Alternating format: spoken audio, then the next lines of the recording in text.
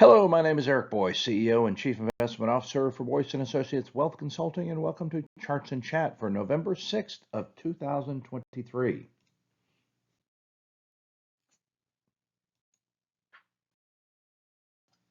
Well, as we get started this week, kind of turn things on its ear a little bit. Usually we talk about economics first and then get into the investment markets after that. I think this week we're going to go ahead and jump right into the investment markets and kind of give you a sense of at least where the sentiment is and kind of, maybe a couple of things that kind of underlie my theory that maybe we're going to be trading in a little bit of a channel here on the equity markets. But, clearly as you look out onto the investment markets, we've got the equity allocation here. These are institutional advisors. You can see that the average equity allocation is moving down, as we kind of look at a multi-year period, coming off that peak and that trough in the pandemic and then the subsequent rise in equities. And we see equities are being peeled off a little bit in favor of fixed income. We see global debt allocations moving a little bit higher. And so, what that tells you is people are trying to take more advantage of the higher interest rates that we're seeing out here. We've got the AAII, which is the American Association of Individual Investors.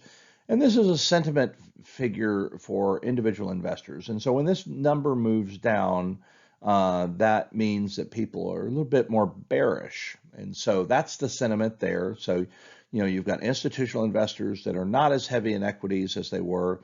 You've got individual investors that are a little bit more somber. And usually when you get to kind of a capitulation in these areas, it usually represents kind of a buying opportunity. But where I still think that we're going to be trading in a little bit of a channel might be highlighted in what you see down here. And so this is the, in red is the financial conditions index. And you can see that moving down, the financial conditions have tightened. We certainly do know that. But then when you overlay the trailing 12-month price to earnings ratio or valuation for the S&P 500, you can see it overlaps pretty well. We just have like a big divergence here. And so the theory holds that you're going to have more multiple compression in the equity markets. And I think the financial condition index is reached kind of a low point and is kind of apt to trade sideways a little bit. Now, this is the trailing 12 months. So this is looking back over the last 12 months. And I absolutely agree that earnings having been stronger over maybe the last couple of years, or certainly over the last year, that this number was going to be pretty strong. And in fact, maybe stronger than it probably should have been. But I do see, valuations kind of resting in here and financial conditions kind of resting in here. And I think everything's just going to like fall in place. Now, we'll talk about forward earnings expectations in a second. And those are actually still expected to be reasonably good looking into 2024, despite the prospects for slower economic growth. But for all of these reasons, I think we probably trade in a little bit more of a channel than we have recently. So by way of historical backdrop, I wanted to show you these trend lines. So we've got in blue, we've got S&P 500.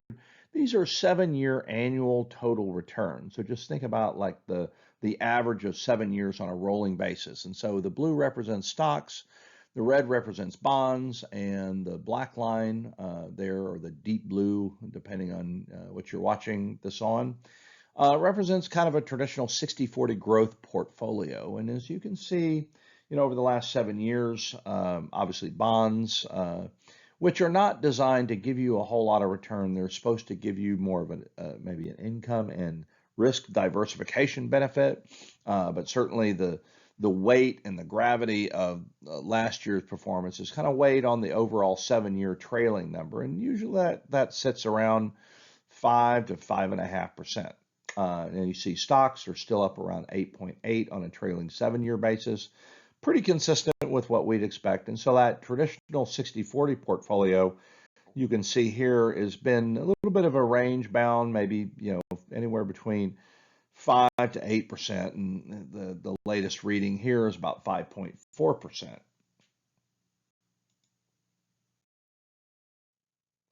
As we look at the bond index, kind of a rolling 3-year return. So remember the last chart was 7 years. Over the last 3 years, again, kind of owing to the gravity of what happened last year in fixed income, we hit a trough point of negative 16%. And that just underscores how awkward a year it was when you had equities and bonds that were both down over 10% at the end of the year. And so you can see, just how dislocated the bond market is versus where it typically winds up. Here we have from Charlie Bolello Aggregate Bond Index. These are the biggest drawdowns. And so this is as of October 31st, just a few days ago. And so you can see here the start of drawdown was in 2020, and then the end of drawdown. We don't know how long. This has been a pretty long process. And so the max drawdown you can see here is about 17%, which it doesn't completely date overlap what we saw in the last chart, but just know that the biggest drawdown in fixed income was about 17% from the peak. And so, you can see where this ranks from a historical standpoint. So this is a pretty tremendous move that is not that does not have a lot of precedence in history. This is one of those things that you typically do have periods of softer performance in fixed income over time, but just nothing to the magnitude that we saw last year and into this year with rates moving higher so rapidly. Now, having said that, now rates have certainly moved up higher very quickly, but with that comes some opportunity. And so, if you think that we're going to start the rate cutting cycle next year, and regardless of whether you think it comes in February or July or whenever, but usually when that starts, you get fantastic returns out of fixed income. And so, really, just to underscore that, as we look over here. Here is the change in the federal funds rate. Now, these are pretty, this is over a market cycle. And so you can see the historical timeframes here, but, in the duration and then where Fed funds started and then where it ended. And you can see here that these total returns during that period are outstanding. And so, going back to the allocation slide, there is some credence to why institutional managers are taking money out of equities and putting it into fixed income, because when you get rates moving down and that you're buying longer dated fixed income, you can generate some fantastic returns. And so we're already beginning to pivot our fixed income exposure into longer term, longer maturity instruments to try to take advantage of this effect specifically. Okay, so now we're going to talk about the yield curve and maybe some components of the bond market that have varying returns on them. So just to kind of focus our attention here, on the yield curve, you've heard me talk a lot about this over the many months that we have either a negatively sloping yield curve or a normal sloping yield curve. And it really helps to kind of go back in history and take a look at where we were and get a sense of how far we've come in a relatively short period of time. So back here at the end of 2021, we had a very normal looking yield curve where short-term rates were basically zero, 10-year yields were about 1.5%, and then longer dated yields, 20 and 30 years, about 1.9%. We'll fast forward 12 months, and then we get to all of those rate increases, and so we have what they call a negative sloping yield curve, where like 10-year yields back at the end of last year were 3.9%, but short-term interest rates were about 4.7, 4.8%. So they call that a negative sloping yield curve, and this is something that you typically see if you feel like if you're going to head into recession, because this is a negative yield curve or negative sloping yield curve is very symptomatic of a slowing economic environment. And so that's what we expected at the end of last year. Well, again, fast forward to even at the end of October of last year, at the end of last month, interest rates have moved up a little bit more. We're about 5.6, 5.7, but we still have this negative yield curve. And so I think the issue that we're going to be looking at over the coming months is something that just kind of flattens out, that we're going to have 10-year yields that are anywhere between like 4.8, 5%. We have seen 5% on the 10-year, and then of course we're already there in the longer dated maturities, and I think it just kind of flattens out a little bit, maybe ever so slightly negative here, but then kind of flat along the rest of the curve.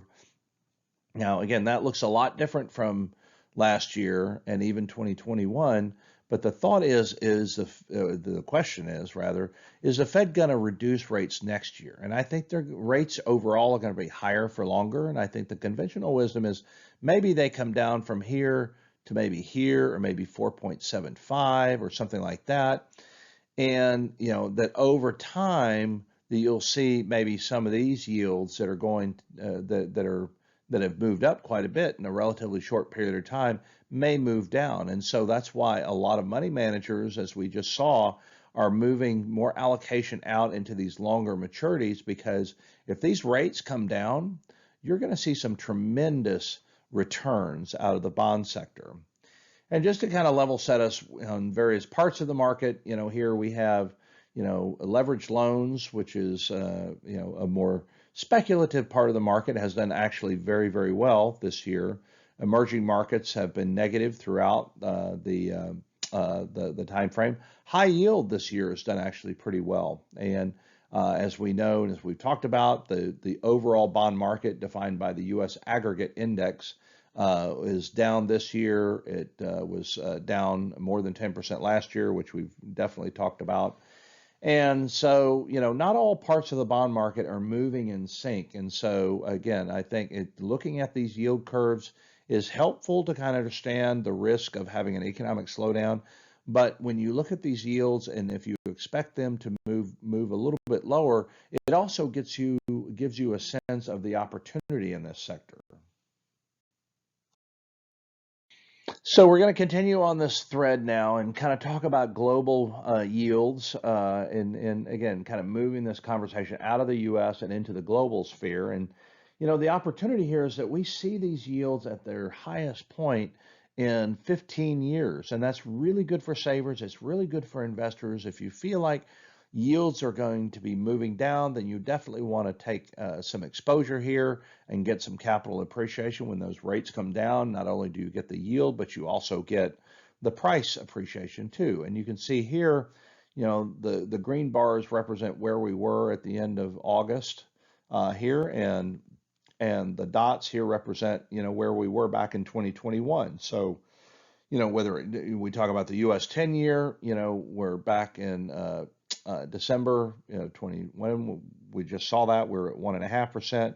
Now we're 4.1%, and actually that may be a little bit dated because the 10-year yield is now closer to 5%. But the point is that things have changed all across the spectrum. Germany, we actually had negative yields in fixed income at the end of 2021, and you can see they're 2.5% now. And the same goes for Italy, and then you've got global investment grade, you've got U.S. high yield, European high yield, emerging market sovereign debt, and then also emerging market local debt. All of these has moved higher, and it creates longer term opportunities for investors.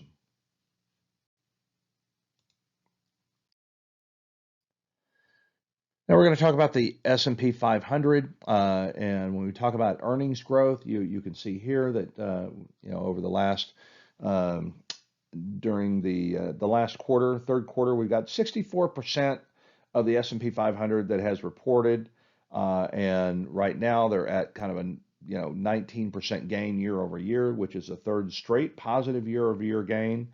And it's only 2% below record high earnings that we've seen. But you can see here, we've had some rather prominent periods of negative earnings growth, but, so far it's been positive. Now, the outlook is, when you look at the earnings growth going forward, it looks more like about 10 to 15% as we get out here into 2024. And if that's the case, I think valuations can be well supported here.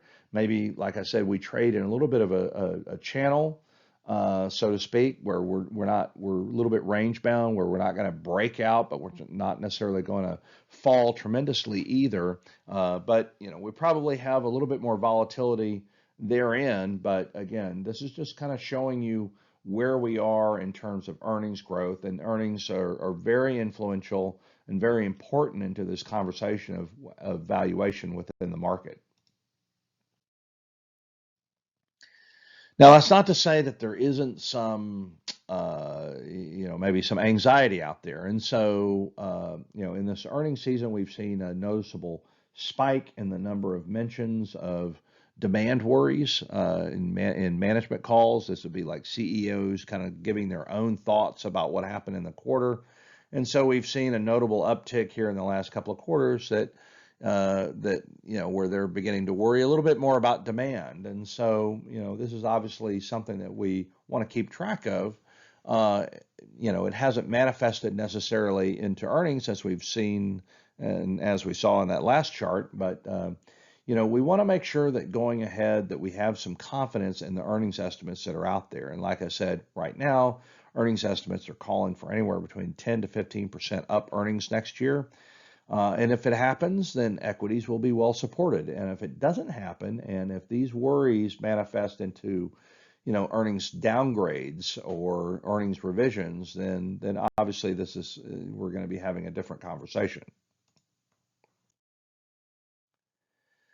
Here we have the drawdowns on the S&P from the peak. This is looking at basically July over the summer, and we had peak performance in the S&P 500, and we've actually drawn down about 10.3% from that peak. And so that is notable in the sense that it represents a technical correction. But we'll see in the charts that'll come. It does present some unique circumstances for equities right now.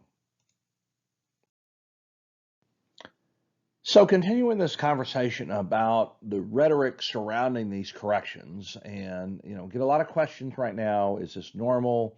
Should we be changing our investment policy statement? Should we be going conservative, taking money off the table? And really, how you react to these things and keeping everything in perspective is really important to long-term performance. Now, I don't think you should be pivoting on a dime and doing something completely different because the market is down 10%. And I wanted to show you in that light this chart from Charlie Bolello, which shows you how common these types of corrections really are. And so when you look at this chart here, here's a 10% decline. And going back to 1928, we've 63% of the years since 1928, we have had a 10% correction. Almost 2/3 of the years since 1928, again, almost 100 years, we've had these 10% declines. So it's very normal, and it happens on average about once every year and a half. Now, obviously, when you talk about greater intra-year declines, the rate of occurrence drops off very precipitously, and they just don't happen very often. But when you talk about 5 or 10% corrections, even a 5% happens 94 out of every 100 years. And so, given that we're about 100 years past 1928, I mean, we've seen this a lot. So, the idea here is that we don't get too carried away with gyrations in the market because we see the correction occurring, and I think you really just have to stay the course. You have to understand what your long-term investment philosophy is, and how you manage through it, how you change your allocation, even though you may not get out of stocks, but you change to invest in stocks that are typically more insulated when you do hit these types of corrections, and that's really the actions that you should be taking here. Now we have a chart on valuations, and what this chart is trying to tell us is that if you get outside the pure S&P 500, which again is dominated by the Magnificent Seven, those tech stocks that are tied to artificial intelligence, that the rest of the market is actually, on a relative basis, fairly cheap. So when we talk about the S&P equal weight, it's definitely cheaper. This is the 20-year average in purple, so 16.4. So we're definitely cheaper here in the equal weight.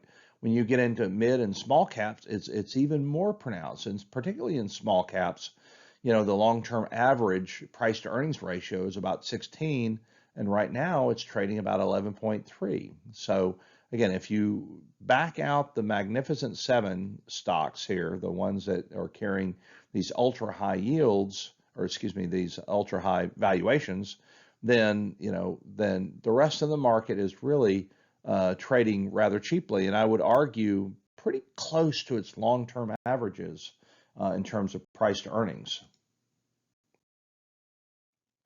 Here we have the small cap data here, and kind of to underscore that last slide, you see here in this pink line, this represents the price to earnings ratio.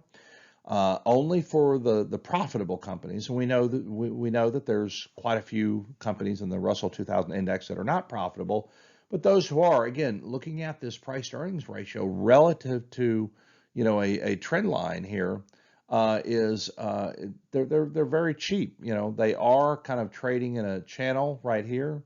They're kind of testing some support levels, but they are very cheap. So the question is not, are they of value? But the better question is, when does that value get realized? When does that catalyst kick in that's going to get, this 12.3 times multiple something up closer to like 15 to 16? And you can see going back to 2013, 2012, that the average kind of falls in here, and we're well below that right now.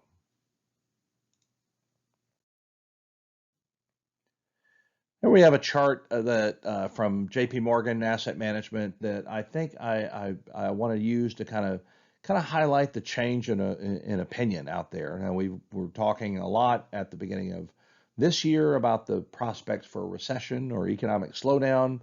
There's still a lot of conversation about that slowdown, which is expected to kind of like manifest over the next several months. And there's still an outstanding question: do we hit a recession? But this kind of, even though the data is different from one company to the next, directionally it's all really the same. And so, and just to kind of highlight the results here, nobody's expecting, above trend growth. And again, just kind of looking at these data points. So this is the first quarter 2023 outlook, which would be in the gold here. The blue represents the second quarter, and then the purple represents the third quarter. And then over here, the green represents the current outlook. And you can see over time, the expectations for sub-trend growth have grown. But at the same time, the expectations for a recession have rolled over.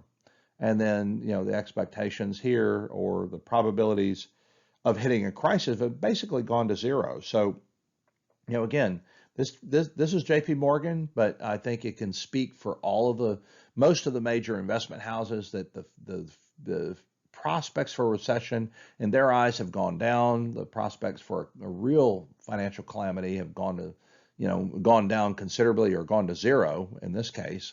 And again, I think that is helpful in kind of trying to set the expectations bar. It's not something that I would, etch into stone perhaps, but at least that's the current sentiment out there. Then we'll talk about the labor market for a second, and really a couple things kind of tied directly to the inflation that we've been seeing. And and obviously we'll get some new inflation data for November coming up in the next several weeks. But the influencers that we've seen consistently, wages and rents, are two things that I wanted to focus on here a little bit. So here we have change in non-farm payrolls. We're seeing slower labor and job growth here. You can see how that's oscillated over time between these economic cycles. Where we see these kind of like dips is typically where we see recessions. And obviously we had a very brief recession here in the pandemic, and then that bounced back up. And so now we're about 1.9%. So we are kind of settling in here at a lower level of job growth. And you can see over here on this side, we've got the unemployment rate, which does remain near historic lows, although we have picked up from 3.4 to 3.9%. I think, again, this number here and this number here represent very healthy data points for what the Fed is trying to engineer. And again, the labor market, make no mistake, these levels are still pretty low, and this level of job growth is not negative. So the labor market's actually in really good shape, even though things are slowing down. as we have hoped and as we have expected. Here we have labor productivity. Over here, you can see in the red that the number actually was ahead of expectations. And increasing factor productivity is good for keeping a lid on inflation. If you come over here and you look at the trend line, you can see that we're above this long-term trend line. And you have these anomalies when you have when you have layoffs and negative job growth. But now that we're in kind of an expansion phase, you can see that that factor productivity is very helpful. Moving higher, it's helping to keep a lid on inflation. Here we have the ECI, the Employment Cost Index, and you can see this data going over time, looking back into here's 2017. And just to highlight here, so in the amber line, we've got the cost of benefits, and the blue line is wages. So this is the big kahuna right here, and you can see, over time, we kind of flatline on wage growth. We kind of dipped in 2020, as you might expect with the pandemic, and then we reopened, and there was all sorts of distortions, and then we really picked up, and that inflation kicked in here in 2021. On wages, again, looking at that blue line, but you can see that, even though it remains somewhat sticky, it is moving in the right direction. And here we have the ECI looking at it in a different lens, and the amber line here represents the 12-month rate of change. And so this is what we're focused on. So this is a decelerating growth in employment costs. And so when you think about the impetus in inflation for service companies that depend on labor, or manufacturing companies that depend on labor, that number is moving down. Now it probably will kind of flatline as it relates to the manufacturing side, because obviously we've had some, and as of this reading here, we have not had the UAW contracts ratified, but we do see labor costs obviously moving higher in that sector, and we may find that labor is a little bit more emboldened now that the UAW has reached those agreements. So we'll have to watch that, but employment costs have gone down even though they're higher than this longer term average.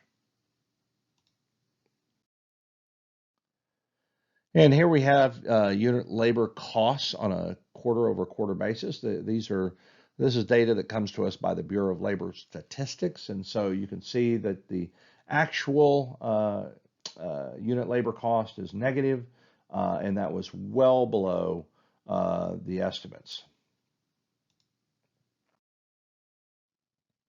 Now we'll talk about rent. You've seen this chart recently, but when you talk about the average national monthly rent, you can see that that rate of change is now negative.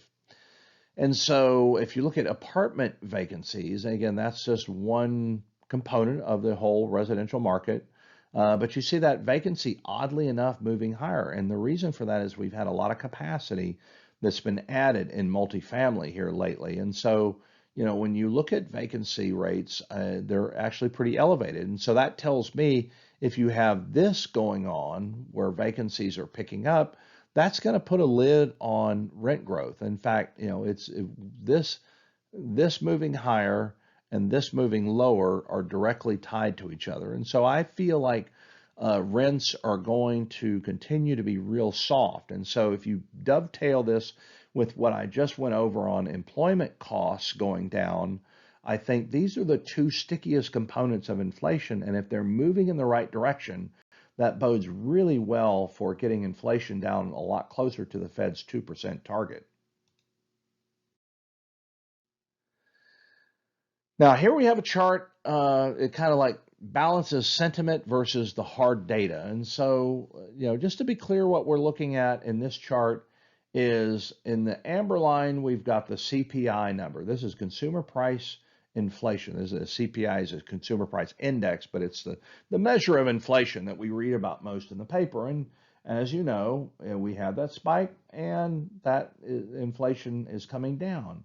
Now, the interesting thing is, in the blue line, this represents the survey question in the University of Michigan sentiment survey that asks people, do you feel like your financial condition is getting worse? And so here, that number is still elevated when we've got this decline in the actual data. Sentiment is still somewhat somber with regard to what people feel like, where people feel like inflation's going.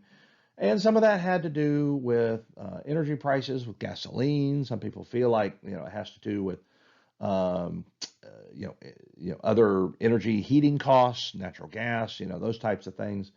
We'll see here in a second that health care has a lot to do with that as well.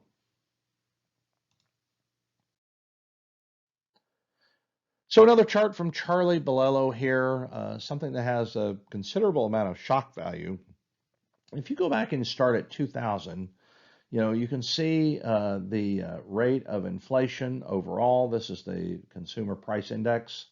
And point to point from 2000, we've seen a fairly steady rise in inflation over that time. Now, consequently, you look at this line in red here, you see an outsized gain in average family health insurance premiums. And so healthcare costs have really skyrocketed. And this is not an indictment on the healthcare sector, but it's rather just highlighting these areas that are causing consumers, even though the consumer price index is going down, where their sentiment is they still feel like there's inflation out there. And we haven't talked about food. A lot of food costs have come down, concentrated orange juice notwithstanding, but food costs still are elevated to where they were. And so again, it all feeds into what the consumer feels.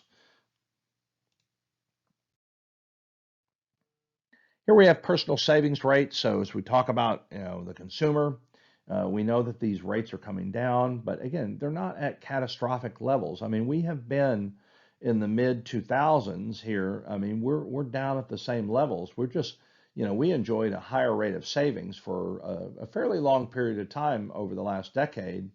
And again, you back out this pandemic dislocation here, and savings rates have come down and they dip back up. And so we don't have any more stimulus now. And so people are supporting their spending habits, even though costs have moved up a bit and we have more inflation.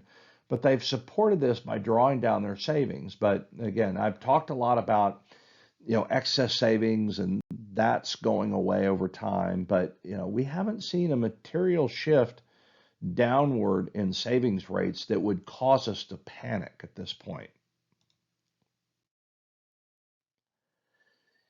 Quick chart on private equity. I thought this was very interesting, because this is private equity and private capital has really become the non-bank banking sector. And so activity here in private equity is clearly dropped off, but a lot of people have written about how private equity deals have just completely dried up. And I think that's a little bit off the mark, because if you go back here over the last decade, we're not completely out of line. Again, this is a dislocation tied to the pandemic, and I don't want to, belabor the point that there too much, but just know that, that overall private equity deals, which is really important to helping to finance private companies. Again, private companies represent a much larger number of companies than does the public sector.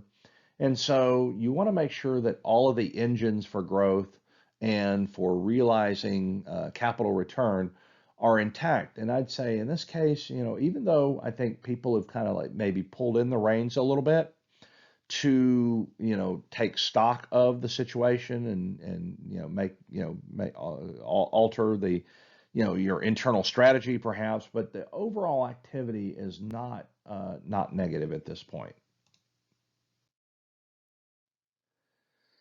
This is a chart that on the top here looks at Fed funds target rates. We know that those have moved higher, but I just want to highlight the fact that that has translated into a stronger dollar. Even though as we exited the year, we were on a downslope and we continue to slide a little bit down, over the first 6 months of the year. But since we've seen these higher interest rates, even from the beginning of the year, we've seen a kind of a resurgence in our US dollar. And so the implications here, that is, less helpful when you have a strong dollar and you're trying to sell into foreign markets, because those markets are having to pay you more because your currency is worth more than theirs. And I think that does persist and maybe keeps a little bit of a lid on our foreign trade. But overall, I see a lot of stability in the U.S. dollar right now. Here we have factory orders. They were much stronger than expected. So, again, to the point of balancing out the good data points from the data points that aren't as conducive, and we've shown you a lot of each over the last several months. And so this is another one. Again, this could be kind of lumpy. This was driven a lot by aircraft orders, and just because of the magnitude of the dollars being talked about with unit prices and things like that. Airline tends to skew this, but even without airline, this number would have been a little bit more like that. And so if you look at essentially 3 of the last 4 quarters, you've had fairly strong factory orders growth, and that's certainly not symptomatic of a slowing economy. Here's something else that I wanted to show you. This is a little bit more regional, so apologies to clients that are listening to this in California or Utah, Arizona, etc., East Coast. This is focusing primarily on Texas, and this is from the Dallas Fed, and I do get this data on a monthly basis. And just to highlight here that we have had a fairly multi-year period of kind of overall slackening or slack building within the manufacturing sector. And again, this is an outlook survey, so it's not hard data, but this is what the sentiment feels like. And so we have seen a notable pickup in the survey data here as of late. On this chart, we're going to talk about the federal budget outlay and our interest cost at the federal level on our sovereign debt here. And you've seen some of this data before. I just want to keep it in the forefront of our thinking here. That we have interest expense, which is moving higher. You see here that we've got 12-month interest expense as a percent of public debt outstanding, and of course that has been meandering higher ever since interest rates started moving up. And then we've got the U.S. 10-year yield that's moving higher too. And so this is all interrelated, because obviously the market's going to set the price at which the Treasury is going to need to price their securities to be able to auction them off. And so you can see that percent of interest expense is going to continue to move higher. Again, a percent of public debt outstanding. So something we're going to be continuing to watch. Here we have interest payments on national debt continuing to increase. And, this is pretty significant when you talk about, for many years we were at like basically, 0.2 or 0.3 trillion dollars of interest payments. And then now that's moving up to a full $1 trillion by 2028, if you believe the Office of Management and Budget. But you can see how quickly that's gone up. And then over here, we've got the impact on the deficit and kind of the sources of that. And again, you look at deficit being over $1.1 trillion here. You've got lower overall tax revenue in a slightly slower economy. You've got increased outlays for interest, and then here you have outlays for entitlement programs, and those are certainly not going away.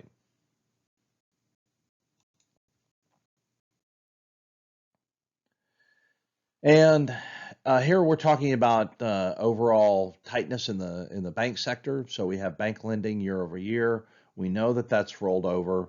We also know that the senior loan officer surveys have been tightening for quite some time. You can see that very clearly identified here. You can see the rather positive relationship between these two. So the surveys typically foreshadow what actually happens in the market. And so that's where we are at this point. So you expect loans to become harder to come by for small businesses. That's obviously where maybe some of the smaller non-bank sectors and the private capital markets kind of fill in the void, but those were at pretty high interest rates. So in this tight environment, the people that are getting credit are going to be paying more for it.